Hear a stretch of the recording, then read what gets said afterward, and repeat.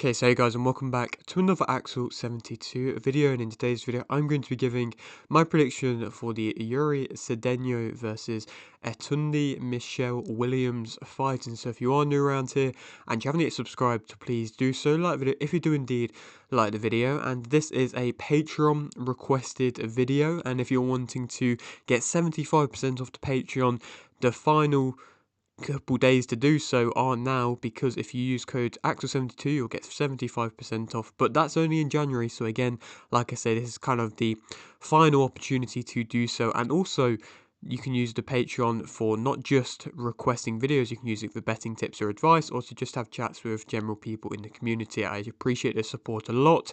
And also, if you wanted to get back into the gym, or if you have been getting back into the gym with these New Year's resolutions, final chance to use code AXEL10 at grindactivekinetics.com to get yourself 10% off on some new gym wear, comfy, feeling fresh whilst doing so, and perfect for the gym. And again, the link will be in the description for that as well. Let's get straight into this one though, and this is on the undercard of the Zayas-Baraou card. And I mean, I feel like the whole event, to be fair, is being overshadowed by the other kind of big events that are happening this week. I mean, especially in America with Shakur Lopez happening, and such a good card this one is kind of being overshadowed as a result. But this is a good fight and a step up for a very exciting talent in the middleweight division in Cedeno. I'm very interested to see Cedeno's kind of progression in his career, because you know, there's definitely a good route for him to go down to perhaps become a world champion. He's a former 2020 Olympian. He's been and stopped all but 2 of his opponents in his first 14 fights. He went to a draw with one and then got a unanimous decision afterwards. But then since then, which has been a little bit ago, I think he's on a 5 or 6 knockout win streak. So he's been, you know, on a great run of stoppages. He's featured on quite a few big top rank shows as well. And after taking a bit of a step down in his last fight, he is now jumping up to arguably the toughest test of his career in Williams. And again, like I say, this is going to be a tough test for him. Cedeno is an exciting young talent, and I'm definitely intrigued to see, like I've mentioned, how he progresses. There's a good few top ranked talents. I'm definitely interested to see how they progress. I mean, this card isn't the most stacked, so hopefully, you know, a fight like this could really stand out. But in the middleweight division as well, I feel like it's definitely calling out for some new, exciting kind of knockout talent. And I think Cedeno could possibly be that guy in the middleweight division. Not to say that he's guaranteed, not to put too much pressure or too much hype on him just yet, but he's definitely an exciting talent. And I think, like I say, the way that he progresses, he could be a big name in the middleweight division. And like I mentioned, I feel like we definitely do need that. But Williams, he's going to be tough. I mean, he's coming off, yes, 2 losses, but last time out he was on the same card as Cedeno. Last time he was on the Abdullah Mason card that was meant to be the Keyshawn Davis title fight against De Los Santos, but of course that then got turned onto a Mason's card. But then, like I say, he was on the same card as Cedeno. He had a tough and competitive fight against Isley, which actually, to be fair, is very difficult to actually find the footage for, which kind of seems to be the case if any top-ranked fighter goes and faces another or kind of a fighter who gives them a tough test and tougher than expected. A lot of the time you just can't really find the footage of it. So often it's kind of a positive sign if you can't find the footage of it, because it means Top Rank just haven't put it out, and that's due to the fact that their fighters struggled a bit. And again, that's happened on quite a few occasions. But William, you know, obviously, like I say, before that he had a loss as well. He spent a lot of time of his career fighting in Mexico, even though he's from, I believe, Brazil, or at least, you know, that's where he lives. And he spent a good, like I say, time in Mexico, and has got a couple good names from that time in Mexico as well. He's actually in the past fought both Euri Cedeno and Jorge Garcia Perez, 2 names in which you might know.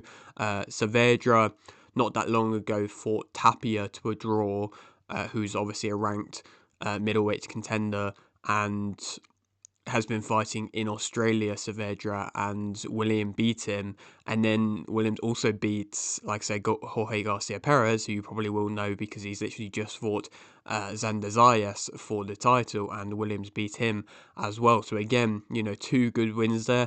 I have watched the Garcia Perez fight with William, and it was a little bit not. It was a little bit controversial, I suppose. It was a close fight, and I actually was leaning towards more Garcia Perez, but nonetheless, I mean, William got the win, and I haven't seen the Saavedra fight, but I'd assume that was a good win for him. So he definitely has fought at a higher level for a longer period of time, and he's also only 32 as well, so it's not exactly like he's coming down to the back end of his career. There's definitely still life, I believe, in him at this point in his career.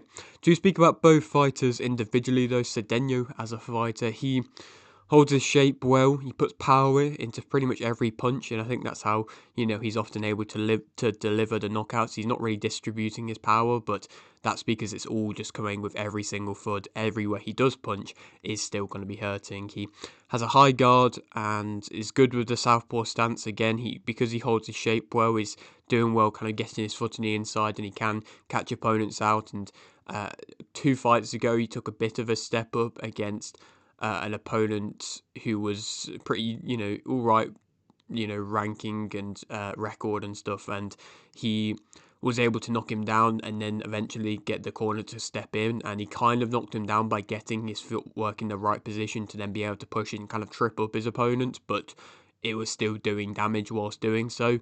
And it's also demotivating his opponents as well if they are, having to deal with the southpaw kind of footwork and getting stuck whilst doing so. He gets his good strong jab going body to head. Typically, he'll go actually head to body, but like I say, he's a good strong jab that he uses. He's got good punch variety. He controls the center using his size. Typically, he is quite a big middleweight. I mean, he's 6 foot. He's not crazily big, but when he's in there, it looks like he's quite a big, strong guy. But like I say, typically he's able to control the centre well. But Williams is actually pretty big as well, so it will be an interesting dynamic size-wise between the two of them. He turns his opponent, or kind of turns himself around his opponent well, which is something which I've seen him do on a couple of occasions nicely as well.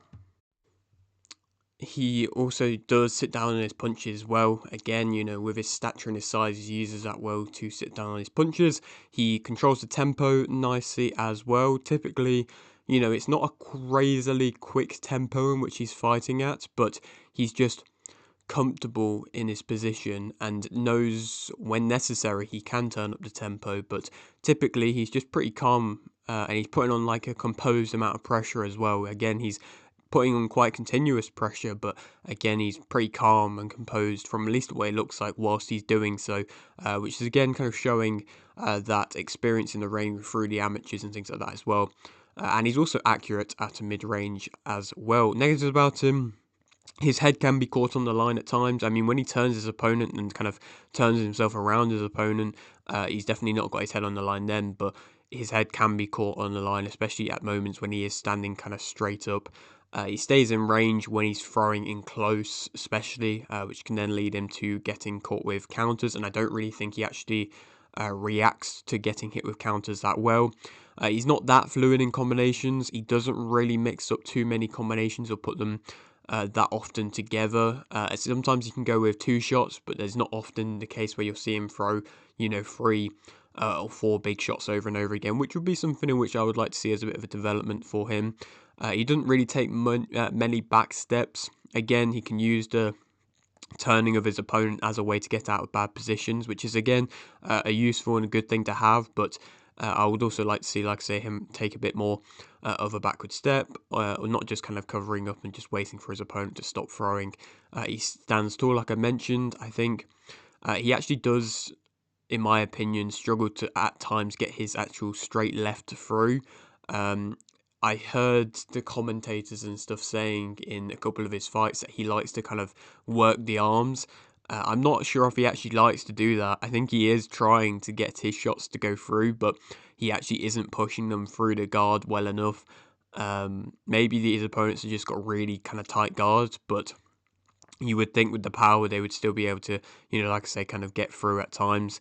He moves his head in the same kind of direction as his jab sometimes as well, which can actually lead him to then getting caught with a shot in return, because he kind of moves his head forward sometimes when he's throwing, which can then just move his head forward straight into a punch, which I've seen on a couple of occasions.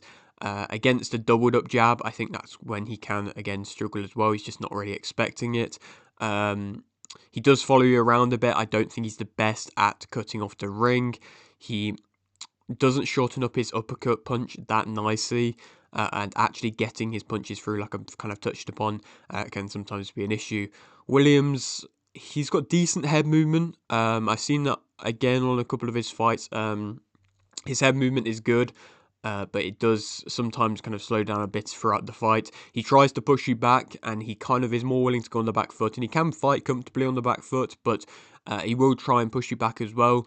He sneaks a bit of a disrupting jab. A lot of his work just seems a bit disrupting and off-putting, and there to just kind of not allow you to get in too much of a rhythm. More to do that than to actually win himself, which is a bit of a weird style, I suppose. But yeah, he kind of puts his sneaking jab in, which he can shorten up well or use with full range. Not with the most amount of power, but like I say, it's kind of disrupting. The same with the uppercut as well. He gets his uppercut in nicely, but it's not really coming with tremendous amounts of power either. He's willing to go toe-to-toe. He definitely has heart. I mean, he got dropped in his fight against, I think his opponent's name was Borrega, in the loss before the Isley fight. And again, you know, he showed heart in that to be able to come back from that. It looked like a bad knockdown in the moment, but you know, he still was able to go for the full distance and the full fight distance. And I think he's got good range awareness. He's not got bad timing either on the back foot. And in general, like I mentioned, he does kind of shorten up his punches pretty nicely for the most part as well. He, negative-wise, is, like I mentioned, got that willingness to be on the back foot, which isn't a bad thing. But also does mean that I feel like he's definitely going to be on the back foot in this fight, which I just don't know if necessarily that is a good thing for him. He's slower in his speed of hand, even though he, you know, he's got a decent bit of footwork and movement about him when he wants to have, but in general, I think he is slower in his hand speed. He doesn't doesn't gain respect from his jab. Opponents don't really respect his jab typically. And that's why they are often just coming forwards and not really worrying too much about it. He's got a bit of a lower, weaker guard. He tries to tighten it up at times, but in my opinion, it still, you know, gets dropped and is lower and weaker throughout the most of it. He's not as powerful. He's not got the best movement either in the way of actual footwork. Again, his head movement's good, but his actual footwork isn't the best. And he offers quite negative body language as well if things aren't going his way. He can be outworked. There's times where he's just kind of in the clinch and he's just stood there with his, you know, relatively tight guard in moments, and then he's just not really doing anything. When I feel like he could really be turning the tempo and trying to turn the pace and trying to do something, he's just not really doing that much. And then that's how he can kind of just get outworked. And I feel like that's kind of what's happened in both of his losses. He's been dropped, like I've mentioned. He does cover up, like I've just kind of touched upon, and when he tries to fight out of bad spots, again, you know, that's when he kind of struggles. He can push you out of bad spots, but he doesn't really fight out of bad spots that nicely. And he can be beaten to the punch as well, which I think Cedeno is going to be able to have success doing. So who do I think is going to win? I think that Euri Cedeno is going to win via TKO in round 5. I think he's going to be able to get a good stoppage victory in this fight and do what Troy Isley wasn't able to do. You know, there's a good matchup there in the future between the two of them, but for the moment, I think Cedeno is going to be able to, like I say, win pretty comfortably. I mean, Williams, like I say, just doesn't do enough in my opinion and leaves more gaps to be able to get damaged and to get hurt. And obviously, like I mentioned, he hasn't been knocked out yet, but I think Cedeno might be able to put on that kind of pressure to do so and catch him with a couple good shots to then be able to knock him out. And then we can go on to fight next. I mean, like I mentioned, that Isley fight perhaps, you know, is there in the future, and I think maybe a fight or two, and you could really start campaigning for that fight because I would be, you know, definitely here to watch that fight. But before then, you know, perhaps we can start looking at getting him into the rankings or starting to push him towards the rankings. Derek Pomeroy was just in the WBC kind of boxing World Cup thing that they did.